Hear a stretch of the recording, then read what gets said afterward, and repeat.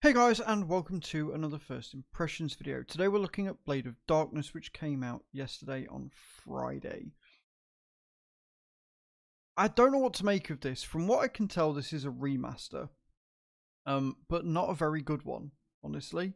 I know a lot of people are excited for this, but it's dated and it shows. They've done no work on the control system. The graphics are horrible, honestly. The controls are clunky. The sound assets are just intolerable. And I don't have the nostalgia hit because I never played this when it first came out. So I'm probably coming in with a very open mindset. And I'm probably going to get a lot of hate for this video because I've not enjoyed the game, what I've played for it so far. What I can tell you is I've done the tutorial, and that was enough to make me not really want to play it anymore. I get the feeling that it's got very much Witcher vibes, just worse, honestly.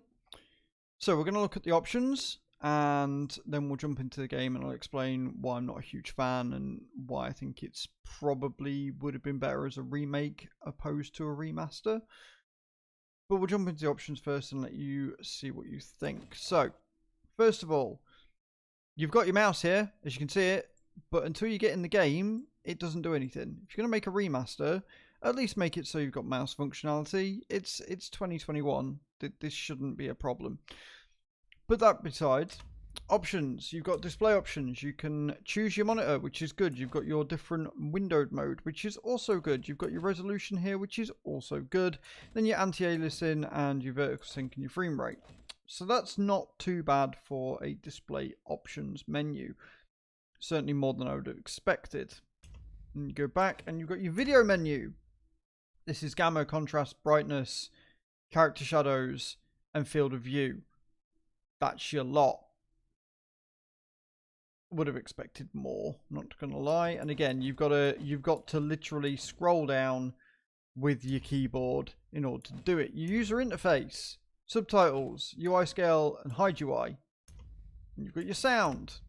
I would highly recommend turning the sound effects down because the constant wailing, especially if you choose the female character after everything they do, it's not ideal. It's not ideal at all. Your sound quality is on high. Not that I've noticed the difference between high and low. It sounds horrible. And then your speaker configuration, you can choose 5.1, 7.1, mono, 2 speakers, or stereo as it's also known. And then you've got your gore levels, and then your auto lock on. I'm going to put it yes, just because reasons. And then you can have the intro play every time you build up the game, where you can switch that off as well. Then you got your credits, and that's your options. So I don't know why it's in so many different sections. You could have easily just put all that in one sort of, especially with the gore and the display options. Could have just put that in graphics and be done with it. Like, I don't want to say lazy, but it comes across as lazy, right? Especially for a remaster where the game's basically there and you're just upscaling stuff. It wouldn't have taken too long to just redo the menu and again to give me some mouse options, please. But we're going to jump into the game. I don't really know what the story's about either. I haven't really paid that much attention of it. I'm not invested in this game, I'm not going to lie. I was hoping it was going to draw me in, but it hasn't. So yeah, we'll jump into the game and I will walk you guys through it. Alright then, so we're in the game, and as you can see, the textures are horrible. It looks like something that came out of the late 90s. The walking animation is not great. You have to double tap to run. Your attacking is interesting in that you have to use directions plus your mouse to attack. Your jumping is using your right mouse button. The controls can be rebound if you really want to, but in the tutorial, it doesn't tell you what each button is. It's just use this button. So I was constantly going back to the controls to see what each button was and what each button did. So the tutorial took me absolutely forever. Furthermore,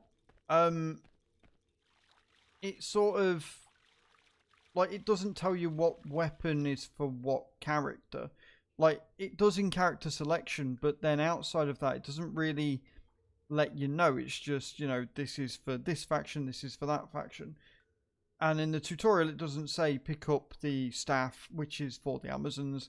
It just says pick up your champion's preferred weapon.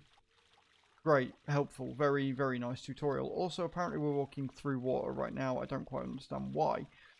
The lock-on system is to be desired. And again, it doesn't really seem to matter what I select as the movement sort of thing, as to try and hit the enemy with. They don't really seem to do a lot. The AI is not very smart. And the character models are not very great either. I don't know. Like, if I wanted to play an old school sort of RPG or whatever, I would probably play The Witcher, or I would go back and play something like Soul Reaver, where the movement was just more fluid and, you know, everything just was better. And for a remaster, it's lacking. You know, now a remaster is not a remake, and I'm aware of this, but it just doesn't look good. Also, apparently, I haven't actually double pressed walk here, but we're running anyway. Yeah, there's just, I don't know. Like, you've got the gore feature, right? But the gore isn't gore. And it's just not very good. Don't get me wrong, right? If this was how the original looked, right? And if I'd played the original, I'd probably be stoked to play this. I really would, right? And I'd be like, oh my god, I remember this. It was great. Nostalgia hit. But unfortunately, nostalgia doesn't carry games. And if you're going to release a remaster to reboot the series and get some extra cash, at least do it well. Like, this is, and I don't want to say it, but it's lazy. Like, textures are still shit. Graphics are not great. Like, it doesn't look like it's been redone. The only thing is, it starts in 1080, which is nice, but making the resolution 1080 and that's your lot is not great, you know? It requires the game to be pretty good when you started, you know? I've got auto face lock on, but it just doesn't seem to be doing anything. The hitboxes are all over the place. I don't know. Maybe if I'd have played this game first time round, I would be more excited by it and stuff. But I've played so many good games already this month that this is just not doing it for me. Add to that, the controls are quite convoluted as well. You've got to hit caps lock to sheath your weapon, whereas tab will unsheath it and lock on to the person you're looking at. You've got your mouse wheel to scroll through what weapons you've got, and so far the only way I can see of getting rid of a weapon is to throw it, which is Q. Then you've got space to cycle through items that you can see, which just seems, again, really convoluted. I don't think it's too much to ask for a remaster to also go through some of the controls and add some more usability. That's one of the things that we like about a remaster. The other thing is, I don't know how to save the game. I've no idea how to save the game. It doesn't come with an autosave feature. They apparently didn't feel like adding one of those in for a remaster either. So I actually booted into the game and just chose to skip tutorial, which is something you can do, which is nice, because otherwise you'd be starting it over again and you'd never get anything done. So overall, I don't know, if you played this first time round, and if you enjoyed it the first time round, and if you want to see and get those nostalgia hits and enjoy the story all over again, go out, get the game. I'm sure you won't be disappointed. If you've never played it before, I think it's safe to say you can probably hard avoid this and not miss anything. You've also got a stamina bar, apparently, and I'm doing nothing but hitting... There we go.